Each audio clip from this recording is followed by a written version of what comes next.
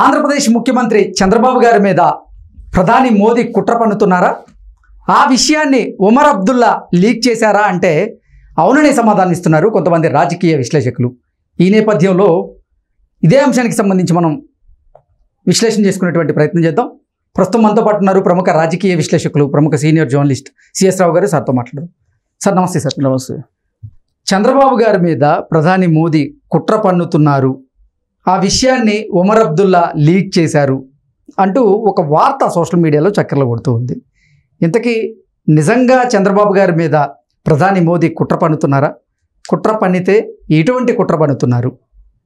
ఇది ఎవరు లీక్ చేశారు అంటే ఒకటేంటంటే ఉమర్ అబ్దుల్లా ఆయన national conference chief. Jammu Kashmir రాజకీయాల్లో కీలకమైనటువంటి పార్టీ అది నేషనల్ కాన్ఫరెన్స్. దానికి చీఫ్ గా ఉన్నటువంటి ఉమర్ అబ్దుల్లా ఆయన చేసినటువంటి కామెంట్ ఏంటంటే నరేంద్ర మోడీ కుట్ర పన్నుతూ ఉన్నాడు చంద్రబాబు నాయుడు మీద, అలాగే నితీష్ కుమార్ మీద అనేది ఆయన చేసినటువంటి కామెంట్. ఎందుకంటే దేశంలో ఇప్పుడు ఎన్డీఏ కూటమి ఏర్పడింది, ప్రభుత్వం ఏర్పడింది. ఎన్డీఏ కూటమిలో బీజేపీకి 240 స్థానాలు ఉన్నాయి. ఈ 240 స్థానాలు తోటి ప్రభుత్వాన్ని ఏర్పాటు చేసే అవకాశం లేదు. కాబట్టి సంకీర్ణ ప్రభుత్వం ఇప్పుడు నడుస్తుంది, బీజేపీ ప్రభుత్వం కాదు, సంకీర్ణ ప్రభుత్వం నడుస్తుంది.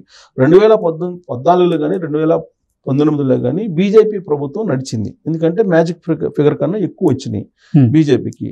సో కాబట్టి 303 2019లో వచ్చినాయి. సో హైయెస్ట్ వచ్చినాయి బీజేపీకి, ఎన్డీఏ భాగస్వామి ఎన్డీఏకి. సో హైయెస్ట్ వచ్చినాయి. ఇప్పుడేమో 292 వచ్చినాయి మొత్తం ఎన్డీఏకి. దాంట్లో బీజేపీ యొక్క షేర్ 240. కాబట్టి నరేంద్ర మోడీ యొక్క నేపథ్యం, నరేంద్ర మోడీ యొక్క రాజకీయాలు, నరేంద్ర మోడీ చేసేటువంటి రాజకీయ వ్యూహాలు, వీటన్నిటినీ గమనించి ఉమర్ అబ్దుల్లా చేసినటువంటి కామెంట్ అది. సో జాతీయ స్థాయిలో అందరి నేతలకి తెలుసు నరేంద్ర మోడీ రాజకీయాలు ఎలా ఉంటాయి, అమిత్ షా రాజకీయాలు ఎలా ఉంటాయి, సోనియా గాంధీ రాజకీయాలు ఎలా ఉంటాయి, ఇవన్నీ కూడా అందరికీ తెలుసు. తెలియకుండా ఉండే ప్రశ్నకే లేదు. పైగా నితీష్ కుమార్కి ఇంకా బాగా తెలుసు, చంద్రబాబు నాయుడుకి ఇంకా బాగా తెలుసు. కానీ ఇప్పుడు ఎన్డీఏ కూటమిలో ఉన్నారు వీళ్ళిద్దరు, విశ్వాసపాత్రులుగా ఉన్నారు. అయినప్పటికీ కూడా వాళ్ళిద్దరి మీద కుట్ర పన్నుతాడు నరేంద్ర మోడీ అని చెప్పి ఆయన చెప్తున్నాడు. ఎందుకు చెప్తున్నాడు అని అంటే నరేంద్ర మోడీ యొక్క ఆలోచన ఏంటంటే మ్యాజిక్ ఫిగర్ ఏదైతే ఉందో 272, ఆ 272కి సరిపడా బీజేపీ వాళ్ళే ఉండాలి అనేది ఆయన కాన్సెప్ట్ అంటున్నారు ఆయన. సో ఆ కాన్సెప్ట్ లో భాగంగా కనుక ముందుకెళ్తే నరేంద్ర మోడీ, అమిత్ షా తెలుగుదేశం పార్టీని, తర్వాత కీలక భాగస్వామిగా ఉన్నటువంటి జేడీయూని రెండింటిని కూడా చీల్చేసే అవకాశం ఉంది అనేది ఆయన అభిప్రాయం. దానికి ఉదాహరణ కూడా చెప్తున్నారు. ఏం చెప్తున్నారు? ఉదాహరణ మనకు మహారాష్ట్రలో జరిగినటువంటి సంఘటన చెప్తున్నారు. మహారాష్ట్రలో శివసేన అనేది దాదాపు 20 సంవత్సరాల పైగా బీజేపీతో కలిసి నడిచింది. 20-25 సంవత్సరాల పైగా కూడా శివసేన బీజేపీ రెండు ఒకటిగా అక్కడ రాజకీయాలు చేశాయి చాలా కాలం పాటు. అలాగే రీసెంట్ గా మనం చూస్తే కనుక ఏకనాథ్ షిండేని అది శివసేన విడదీసి ఏకనాథ్ షిండేని క్రియేట్ చేశారు. ఆ తర్వాత శరద్ పవార్ ఎన్సీపీ, ఆ ఎన్సీపీ పార్టీని రెండుగా చీల్చేశారు. ఆ ఎన్సీపీ పార్టీని రెండుగా చీల్చేసి ఒక భాగాన్ని ఏమో బీజేపీ సపోర్ట్ గా తీసుకుంది, రెండో భాగం అటు శరద్ పవార్ ఉందని అజిత్ పవార్ ఇటు వచ్చేసారు. అంటే పార్టీలని చీల్చేస్తారు వీళ్ళు, ఒకవేళ వీళ్ళతో కలిసి ఉంటే పార్టీలను చీల్చేస్తారు అనేటువంటి అభిప్రాయాన్ని ఉమర్ అబ్దుల్లా వ్యక్తం చేశారు. సో కాబట్టి చంద్రబాబు నాయుడిని అలాగే నితీష్ కుమార్ని ఇద్దరిని కూడా వాళ్ళ పార్టీలను చీల్చేటువంటి అవకాశం ఉంది. చీల్చేసి ఈ 272 ఏదైతే ఉందో మ్యాజిక్ ఫిగర్, ఆ దిశగా వెళ్ళేటువంటి అవకాశం ఉంది నరేంద్ర మోడీ. దగ్గరుండేటువంటి వాళ్ళకి ఆ విధంగా చేస్తారు. దానికి ఉదాహరణ మహారాష్ట్ర ఈక్వేషన్ ని చెప్తూ వచ్చారు.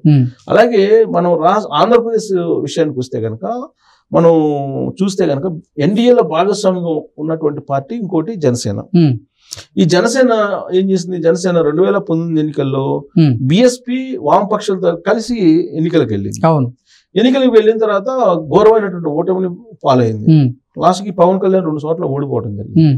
ఒకే ఒక ఎమ్మెల్యే గెలిస్తే ఆయనేమో వైసీపీలోకి వెళ్ళిపోయాడు. ఈ నేపథ్యంలో ఆయన ఏం చేశాడు?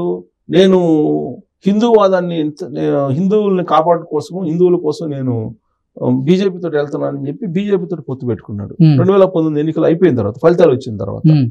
సరే అప్పుడు అవసరం లేకపోయినా కానీ సరే వస్తే ఎందుకు వద్దనాలని చెప్పేసి పవన్ కళ్యాణ్ని బీజేపీ దగ్గర చేర్చుకుంది. కానీ ఏ రోజు కూడా ఆయనకేమి రాజకీయ ప్రాధాన్యత ఇవ్వలేదు. ఈవెన్ తిరుపతి బై ఎలక్షన్ జరిగింది, దానికి అసలు ఈయన అడిగి అభ్యర్థిని కూడా ప్రకటించాలి. వాళ్ళ పార్టీకి వాళ్ళే ఆ రోజున రత్నప్రభను ప్రకటించారు. ఆ తర్వాత బద్వేలు ఉప ఎన్నిక జరిగింది. అప్పుడు కూడా వాళ్ళు ఇష్టానుసారంగా వాళ్ళు చేసుకున్నారు. సో ఇలా బై ఎలక్షన్ లో కానీ లేదంటే రాజకీయపరమైన చర్చలకు కానీ ఏం ప్రాధాన్యత ఇవ్వలేదు పవన్ కళ్యాణ్కి. ఇవ్వకపోగా పవన్ కళ్యాణ్ ఢిల్లీ వెళ్ళిన సందర్భంగా జనసేనని బీజేపీలో విలీనం చేయాలనే ఒక ప్రతిపాదన చేశారని అప్పట్లో న్యూస్ వచ్చింది. ఆ విషయాన్ని పవన్ కళ్యాణ్ రివ్యూ మీటింగ్ లో చెప్పారు. ఒక జాతీయ పార్టీ ఒత్తిడి తీసుకొస్తుంది విలీనం కోసం, పార్టీని విలీనం చేయమని చెప్పి చెప్పాడు ఆయన. సరే ఆ విలీనం నుంచి ఆయన విలీనం కాకుండా మొత్తానికి నెట్టుకుంటూ వచ్చాడు. నెట్టుకుంటూ వచ్చి ఇప్పుడు ఎన్డీఏలో భాగస్వామి అయ్యాడు. ఎన్డీఏలో భాగస్వామి అయినప్పటికీ కూడా బీజేపీ యొక్క వాలకం, నరేంద్ర మోడీ అమిత్ షా యొక్క వాలకం చూస్తే అసలు ఆ పార్టీని కూడా ఉంచుతారా లేదంటే రెండుగా చీల్చేస్తారా జనసేన పార్టీని అనేది కూడా ఒక అనుమానం ఉంది. ఇప్పుడు ఒమర్ అబ్దుల్లా అనుమానం వ్యక్తం చేస్తుంది అదే. ఇప్పుడు ఎవరైతే ఎన్డీఏలో భాగస్వామి పక్షాలు ఉన్నాయో ఆ పక్షాన్ని చీల్చి ఆ పార్టీని బలహీనపరుస్తారు నరేంద్ర మోడీ అలాగే అమిత్ షా. వాళ్ళ యొక్క ఆలోచన అలా ఉంటుంది అని చెప్పి. ఇంకోటి ఏంటంటే బీజేపీ యొక్క అసలు మామూలుగా బీజేపీ యొక్క అభిప్రాయమే, బీజేపీ మూల సిద్ధాంతంలోనే ఉన్నటువంటి అభిప్రాయం ఏంటంటే ప్రాంతీయ పార్టీలు అనేవి అభివృద్ధికి దోహదం చేయవు, అంటే నిరోధకులు. ప్రాంతీయ పార్టీలు అభివృద్ధికి నిరోధకంగా ఉంటాయి కాబట్టి ప్రాంతీయ పార్టీలు ఉండకూడదు అనేది వాళ్ళ కాన్సెప్ట్. బీజేపీ కాన్సెప్ట్ నేషనల్ పార్టీలో ఉండాలి. నేషనల్ పార్టీలు తప్ప ప్రాంతీయ పార్టీలు ఉంటే కనుక దేశం అభివృద్ధి కాదు. జాతీయతావాదం అనేది తగ్గుతుంది ప్రాంతీయ పార్టీల కారణంగా. కాబట్టి ప్రాంతీయ పార్టీలు ఉండకూడదు అనేటువంటిది కాన్సెప్ట్. బీజేపీ కాన్సెప్టే అది. కాబట్టి ఆ కాన్సెప్ట్ లో వెళ్తే కనుక ఇప్పుడు ఒమర్ అబ్దుల్లా చెప్పింది మనం నమ్మడానికి అవకాశం ఉంది. ఇప్పుడు ఆల్రెడీ మహారాష్ట్రలో గందరగోళం చేసేసారు, ప్రాంతీయ పార్టీలని ఆల్మోస్ట్ బలహీనపరిచేశారు. ఇక్కడ ఇప్పుడు మనం చూస్తే తెలంగాణలో చూస్తే బీఆర్ఎస్ పార్టీ క్లోజ్ అయిపోయింది. సరే దానికి సంబంధించి బీజేపీ ప్రమేయం ఉందా లేదా అనేది పక్కన పెడితే, సరే కేసీఆర్ ఆయన తీసుకున్నారు అనుకోండి, అది వేరే విషయం.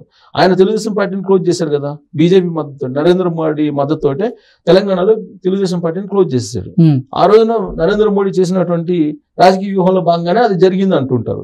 సో లాస్ట్ ఇప్పుడు బీఆర్ఎస్ పార్టీ వంతు వచ్చింది. సో బీఆర్ఎస్ పార్టీని ఇక లేకుండా చేసేస్తుంది బీజేపీ. సో కాబట్టి ఒక్కోటి ప్రాంతీయ పార్టీలు లేకుండా చేసుకుంటూ వస్తుంది. ఇప్పుడు తమిళనాడు చూస్తే తమిళనాడులో అన్నాడీఎంకేని కంప్లీట్ గా క్లోజ్ చేసేస్తుంది. కంప్లీట్ గా పెద్దగా ప్రమేయం లేదు. ఇప్పుడు తమిళనాడులో పాగా వేయడానికి తీవ్రంగా ప్రయత్నం చేస్తుంది. సో కాబట్టి ప్రాంతీయ పార్టీలకు వ్యతిరేకంగా ఉన్నటువంటి నరేంద్ర మోడీ అమిత్ షా యొక్క రాజకీయ వ్యూహం ఏదైతే ఉందో అది ఎన్డీఏ పక్షంలో ఉండేటువంటి పార్టీలనే చిదిమేస్తుంది.